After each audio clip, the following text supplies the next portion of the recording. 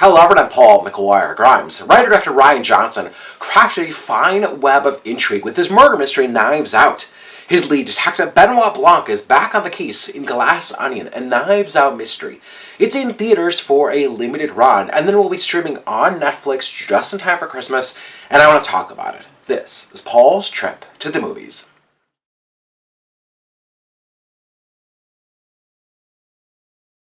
Glass Onion, a Knives Out mystery, features an all-new cast joining Daniel Craig, who is back as Detective Benoit Blanc.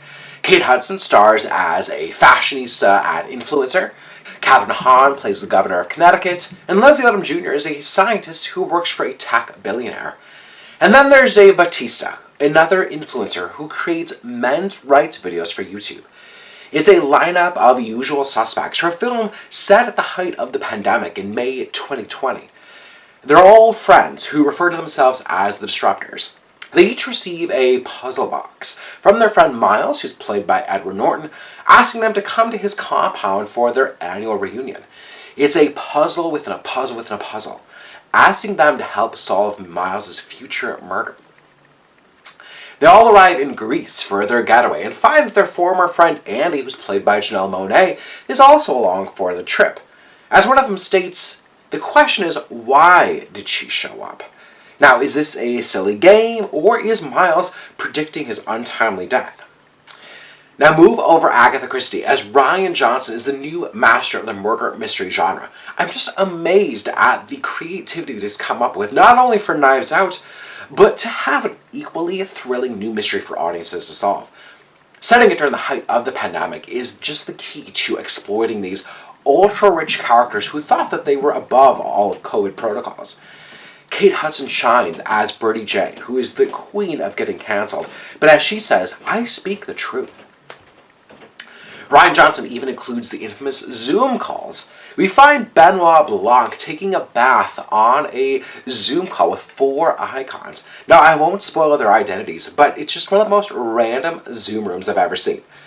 Daniel Craig is at his most playful and goofy as Benoit Blanc, which is just a stark contrast for him from playing James Bond for so many years.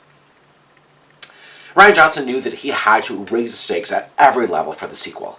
The Greece setting is just absolutely breathtaking, as Miles' compound is a state-of-the-art commune for creativity, as he proclaims, with room assignments divvied up by each character's chakras. Jenny Egan's lush costumes accompany the design aesthetic just to perfection, and I want many of Benoit Blanc's clothes. Like the title object, Johnson has written layer upon layer into this murder mystery, really twisting the story on its head about halfway through.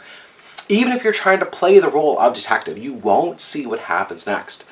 Now, as these characters really start to reveal themselves, Johnson treats each of these disruptors as people who only look out for themselves, really stabbing each other in the back to remain relevant and keep their own skeletons in the closet hidden.